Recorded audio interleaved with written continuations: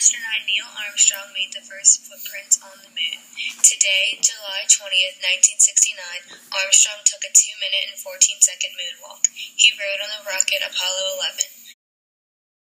America had more Apollo flights before this one, but this was the first attempt at landing on the moon. Armstrong is the first to step on another world. He and astronaut Buzz Aldrin stuck an American flag down as a sign of peace for all mankind. It is definitely a giant step for the world, and especially for the United States. Neil Armstrong also has had an interesting early life as well.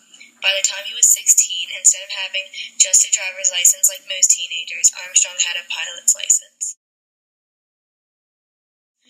Armstrong received a U.S. Navy scholarship to Purdue University in 1947. After just 2 years, he participated in active duty with the Navy. Also, he won his jet wings at Pensacola Naval Air Station in Florida. He was the youngest pilot in his squadron at the age of only 20 years old. After, he got a degree in aeronautical engineering. He later transferred to the NACA High-Speed Flight Station.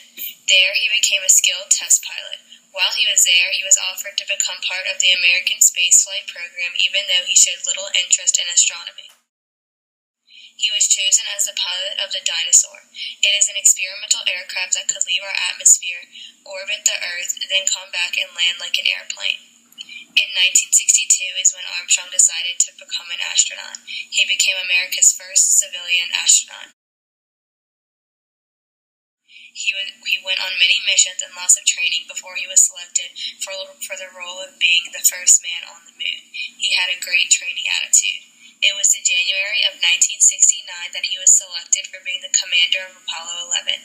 It is a huge honor to be chosen for the first lunar mission. They took off from the Kennedy Space Center in Florida.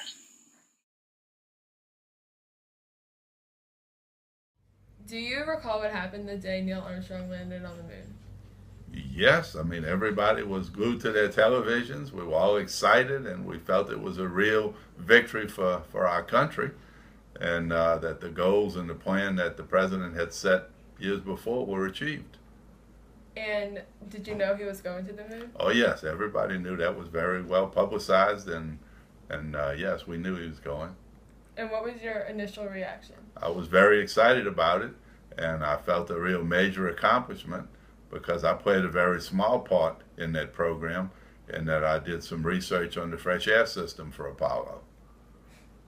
And how did the rest of the world react? The rest of the world was very excited for the most part because, it was a major achievement for mankind, but the Russians weren't very happy with it because we got there before they did. And I mean, it was kind of a race between the two countries. And we won. The United States won. And how do you think it affected the world? Well, I think it affected the world in that the whole world was able to experience more and better technology at a much lower cost, as evidenced by today. Practically everybody has a cell phone, and all of these things, the development and the progress of that was all started with the space program. So we got a lot debt to pay to the space program. They achieved a lot of technology that wouldn't have been achieved otherwise. After 12 years of competing with the Soviet Union in the Great Space Race, America won with having the first man land and walk on the moon. It all began in 1957 when both nations began to build satellites to send first into space. Sputnik I was sent into orbit and remained there successfully.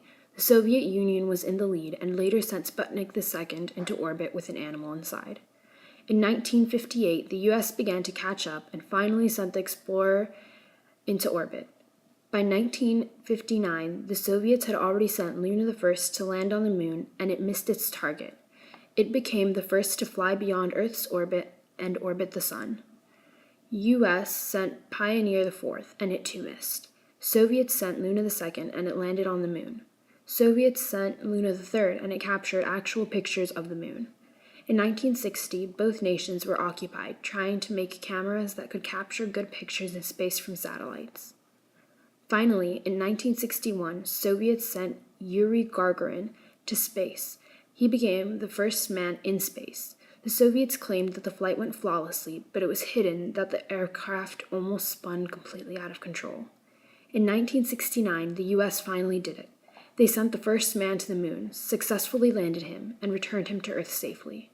The U.S. finally won the great space race. Many things have happened on July 20th throughout the years. 1858, first use of tax stamps on cigarettes. 1868, first fee charged to see a baseball game. 1921, the first woman to preside over the House of Representatives. Jane Asher even publicly broke off her engagement with Paul McCartney. But this specific event in 1969 will forever be remembered, not only by America, but by the whole world, as we continue to advance together. And we can now recognize that Neil Armstrong truly did take one step for man and one giant leap for mankind.